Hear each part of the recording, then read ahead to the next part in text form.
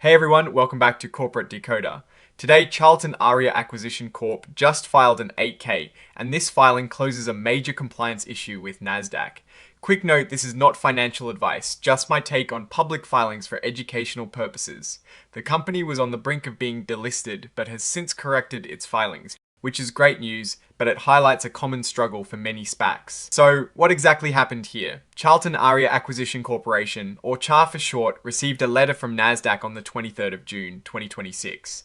This letter confirmed that they are now compliant with Nasdaq's listing rules. This all stemmed from their failure to file important financial reports on time. Imagine a company that needs to report its financial health regularly to stay on a major stock exchange like Nasdaq.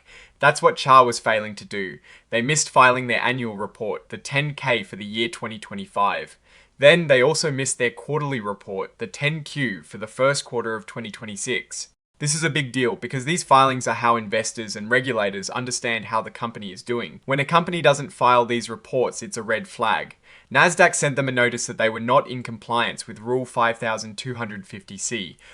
This rule basically says you have to file your reports on time to stay listed. The company did eventually file the overdue 10K on May 28th, but they were still out of compliance because the 10Q was also late. Thankfully, they got that 10Q filed on the 17th of June, and it was this final filing of the 10Q that led to Nasdaq sending them the good news on the 23rd of June. They are now back in good standing. This is a huge relief for the company and its shareholders. Now, what kind of company is Charlton Aria Acquisition Corporation? They are a SPAC, which stands for a Special Purpose Acquisition Company. Think of them as a blank check company. They raise money through an IPO with the sole purpose of acquiring another, existing company.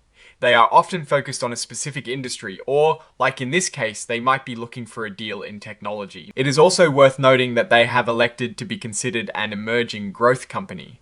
This means they get to follow some less strict reporting rules for a period which is common for newer companies or SPACs. This filing, an 8K, is typically used to announce major events that shareholders should know about. In this case, the major event is the resolution of their compliance issue with Nasdaq. It is good to see that the company has addressed this significant hurdle. This filing also points back to a previous report showing that this has been an ongoing issue they have been working to resolve. The initial notification from Nasdaq about the non-compliance came on the 16th of April. It shows that this wasn't a sudden problem, but something they have been navigating for a couple of months. This section here is mainly formal legal stuff, just to show that the report is officially submitted and authorized by the company's leadership. And here we see a signature from Jung-Min Lee, the Chief Executive Officer, confirming the report submission. The date of the signature is the 26th of June, 2026, which is just a few days after the positive letter from Nasdaq. Looking at the broader context, many SPACs face challenges with timely filings, especially as they are in the process of finding and merging with a target company. The pressure to find a deal within a specific time frame, while also managing rigorous reporting requirements, can be a difficult balancing act. Some SPACs, like Bed Bath & Beyond or Tupperware, have unfortunately struggled with financial difficulties and operational challenges that can also lead to compliance issues. The key for a SPAC like Charlton Aria going forward is to not only find a suitable acquisition target, but also to demonstrate a strong commitment to ongoing financial transparency and good governance. This successful resolution of the Nasdaq compliance issue is a positive step, but the real test will be the success of their future merger and the ongoing performance of the combined entity.